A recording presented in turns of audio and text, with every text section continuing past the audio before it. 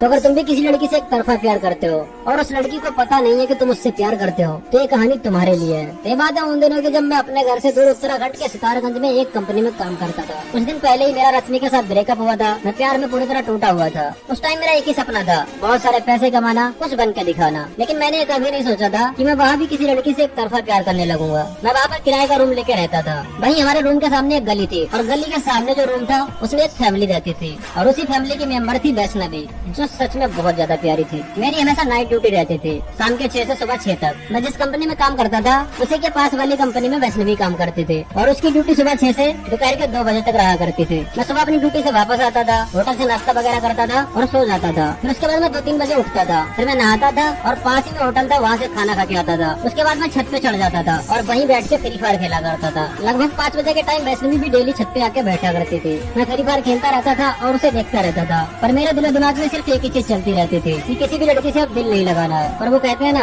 दिल बहुत कमीनी चीज है, साला जो करना नहीं चाहोगे वही करता है। वैष्णवी को देखने के लिए मेरे पास सिर्फ आधा घंटा हुआ करता था, क्योंकि 5:30 बजे मैं अपने रूम से निकल जाता था अपनी जॉब के लिए। एक दिन मैं छत पे खड़ा था और वैष्णवी भी उसी टाइम छत पे आई। तब उसने मेरे से पूछा, तुम अकेले रहते हो क्या? मैंने कहा हाँ, मैं अकेले ही रहता हूँ यहाँ पे। फिर उसने पूछा, कहाँ से आए हो तुम? तो मैंने उसे अपना एड्रेस बताया। इसी तरह हम लोग 10 मिनट तक लगभग बात करते रहे। उसके बात करने का स्टाइल और उसकी आवाज मेरे दिल को छू गई और फिर मैंने वही किया जो मैं करना नहीं चाहता था।